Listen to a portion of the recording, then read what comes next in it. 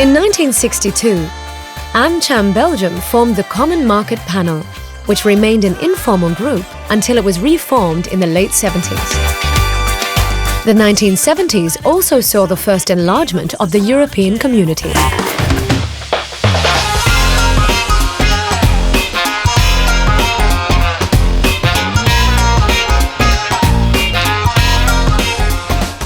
The committee rebranded itself in the early 80s and hired its first dedicated staff to better coordinate advocacy.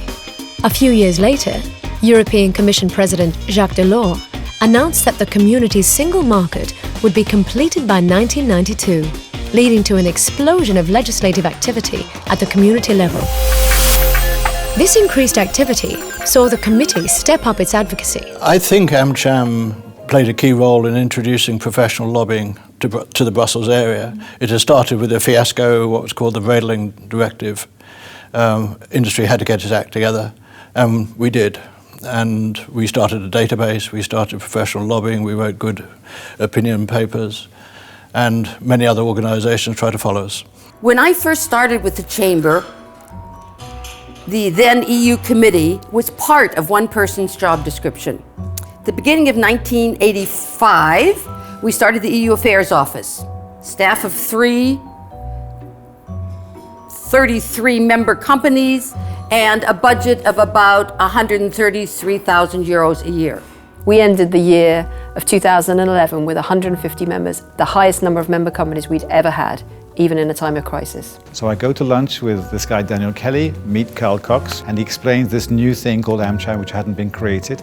I go back to the office in the afternoon, I say to Stanley Krosigk, I think we should join this new thing. He said, fine. So as of then, we became members, and the rest is history. But let's not get ahead of ourselves.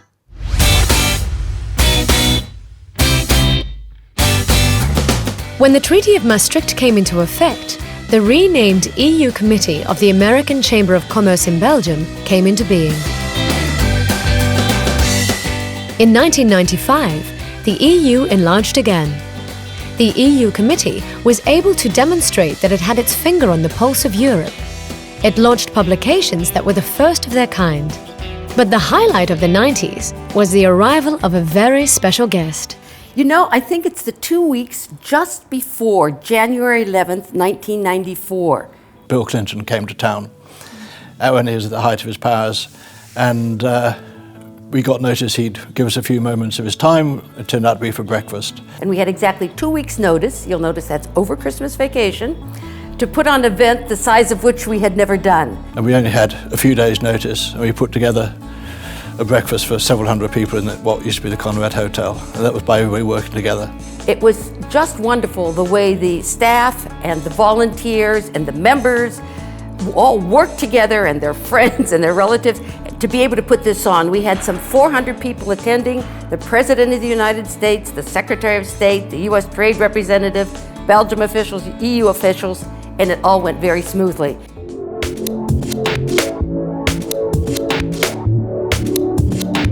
In 2001, the Treaty of Nice made the EU more efficient and prepared it for the Big Bang enlargement. The EU Committee developed a high profile, and in 2003, it was decided to rebrand it as AmCham EU and create an organization separate from AmCham Belgium. I think one of the greatest achievements has been the rebrand. Taking AmCham EU from the EU Committee of the American Chamber of Commerce in Belgium and moving the organization on to become an independent organization in its own right, branded as AmCham EU. That really was a marker in the history of this organization. And we did well before it, but we've done fantastically well since.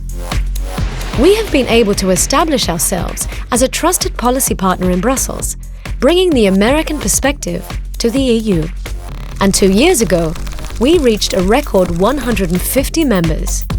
It is very difficult to choose one best memory or favorite memory of so many years with AmCham, because we had plenty of great times and a lot of fun. If I should choose one, though, I would say probably is the day when we opened officially these offices, with Commissioner Verheugen coming and making a wonderful speech. Great place to work compared to the old offices. I'm not even sure if many people remember the old offices, but they were really awful.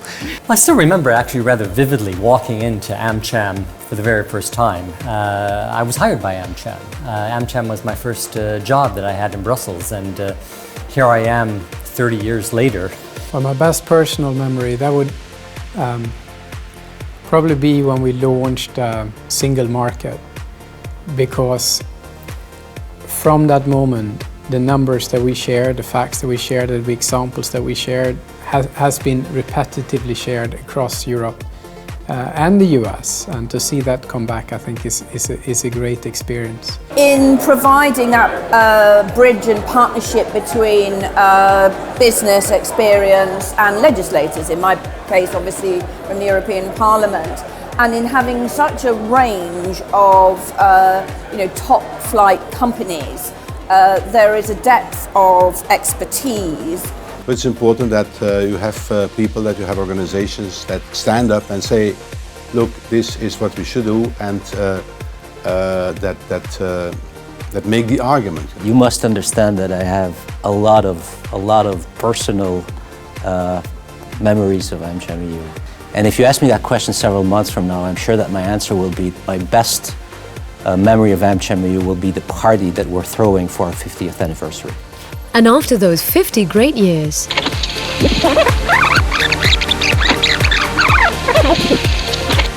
we are ready for 50 more. In one word, describe AmCham EU: professional. Great. Commitment.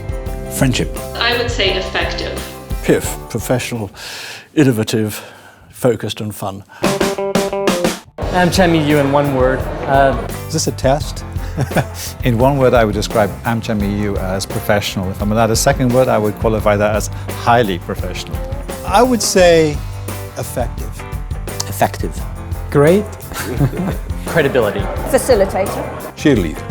Change embracing. What I like to think is it's a sort of breath of American fresh air into the Brussels bubble, which we sometimes badly need. It's the glue that keeps the two parties talking.